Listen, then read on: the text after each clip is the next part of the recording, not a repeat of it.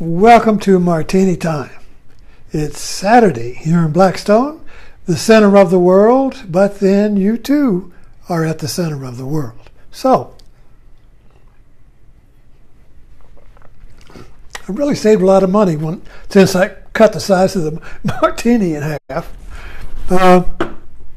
Okay, so I wanted to kind of like adventure into a landmine here. I tend to like to go where other people don't go. I get into trouble, but nevertheless, I like to say it as I see it. And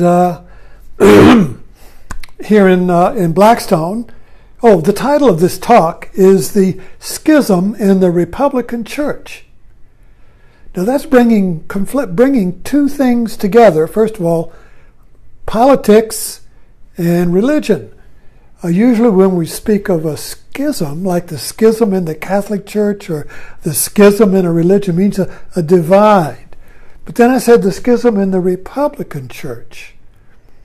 So it seems to be what I'm seeing, which I always see and try to articulate, is that politics has become a secular religion in our culture, particularly on the right, which is often called the religious right. So these religion and politics have merged on the right during the last 40 years, and we're kind of like seeing the fruit of that merger. I talked about that last night with the grafting of the paranoia tree, where religion and politics got grafted together thanks to Nixon and his Southern strategy. But today I wanted to go and just make it more local. Now, I live in a small town in Virginia, and in town, right next to me, there's a road called Church Street. And on Church Street, you have a very large Methodist church that has turrets in it like a fortress. And then you have a Presbyterian church, which is the traditional church with a steeple. Then you had an Episcopal church, which is another traditional one with a steeple. And half a block from there you have the Baptist church, which is built like a Greek Parthenon with huge columns. So these are the Orthodox traditional religions which are in town. And then you have, on the outskirts of town, you have the Pentecostal and Evangelical churches, and they're either large or small, but they're kind of all popped up, and they all have, most of them have a huge, instead of an altar, a tight little altar with choir, they have a wide altar where you can have a rock, musics for rock music, drums and whatever. So it's more of a musical stage. And where the traditional churches are more like a courtroom, where you have the pulpit and the judge will sit and the pews or the congregation. So the architecture of the evangelical churches is more like a rock concert, which is more very wide and much more wider stage. So right here in town, there's really two religions. The traditional religions in town, most of the professional people go there. You find your mayors and your business people and your lawyers. And I'm not finding fault here. I'm just trying to describe what is. And the population in the churches are kind of graying. They're older.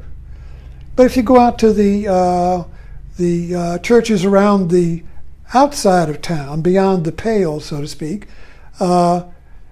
more families. You see a lot of more children, younger, more working class people.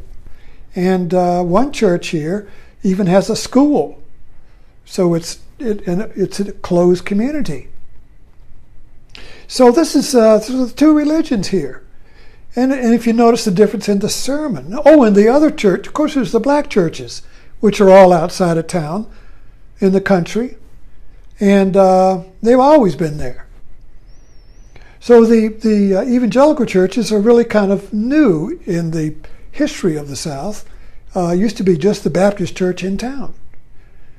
So it's kind of like subdivided in outshoots, and there is, it used to be in towns in the South, there was always a roadhouse where the tavern or the honky-tonk was always on the outskirts of town where nobody would be bothered by the noise, and people could let loose there. And it's kind of like that with the evangelical churches. You can let loose there, emotionally let loose.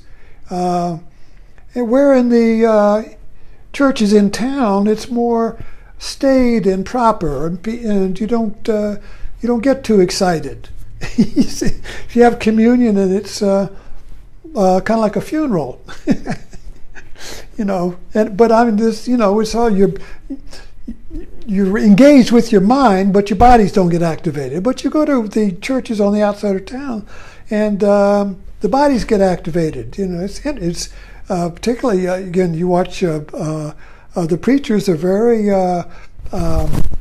they're not reading a script so much. They're riffing it. They're speaking in spirit. They're speaking feeling. There's a rising and a falling of the sermon.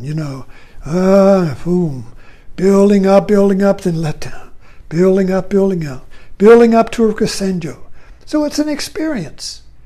The churches in town are more of a proper ritual, in the sense that it's not dramatic, you see.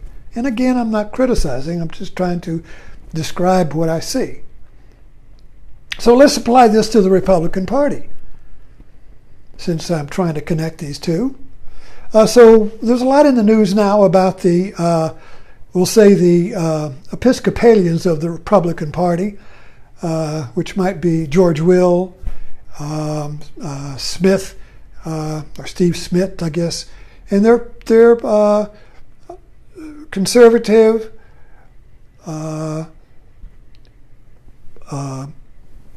anchors or cornerstones of the Republican Party that are leaving the party. Or anyway, saying George Will went to saying, he was the Mr. Intellectual of the Republican Party, kind of like the reincarnation of Buckley, and so he said, vote for Democrats. Don't even vote for the Republican Party this time. It's been taken over by Trump. So there's a schism in the Republican Church between the intellectual wing and the emotional wing. So there's a split in the psyche between the intellectual function, which is kind of cool, thoughtful, rational, and the emotional body, which is excited, dramatic, feeling, spontaneous, and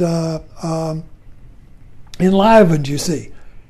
So there's a split in the Republican Party between intellect and, whereas the Republican Party used to be all intellect. To go back to the history of the conservative was rational business thinking, pragmatic thinking that will get your business straight, not some emotional, off-the-wall, crazy stuff. That was what the Democrats did. See, the Democrats were always the emotional ones. The Republicans were the rational ones. Well, that rational Republican Party has split, a schism, into the rational wing and the emotional wing. And the liberals now are portraying themselves as being the rational wing, the pragmatic side. We're interested in getting things done, not in ideology and values, family values and all that. So we can see then that the Republican Church is having a schism as we speak, you see. And it's not unlike the way religion is witnessed and performed in my small town.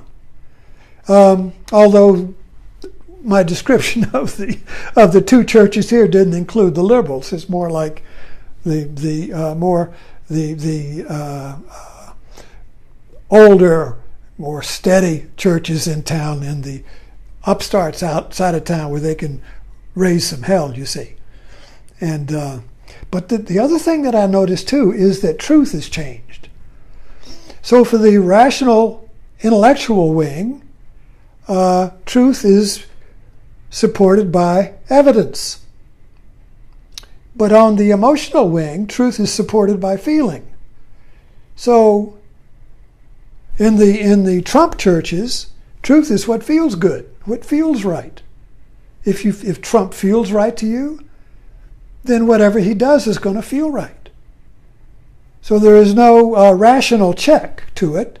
You can't check, feelings will trump reason because feelings will drive us. Emotions, fear, anger. Reason kind of like sits in the back seat once that gets started. So this there's a challenge to truth today, which is basically the split between the American psyche, between rational, intellectual, reasoned calculation and emotional energy. So the energy, you see, comes from emotions, but when they get separated from reason, emotions have no guide. They'll take you anywhere. And you'll say, it's great because it feels good. I don't know where we're going, but it feels okay. You see, there's no check. So that's why the psyche, the human psyche, is a balance, when it's healthy, of feeling and emotion and reason. You need two wings to this eagle. In Buddhism, it's called wisdom and compassion. If you only have one, you're going to go in a circle. Wisdom, no compassion, and you're going to hurt people. Compassion and no wisdom, it's all going to be sympathy. Feel good. And so, nothing's accomplished. So anyway, let's leave it with that, and I hope I didn't offend anybody. But I usually do. So thanks for dropping in.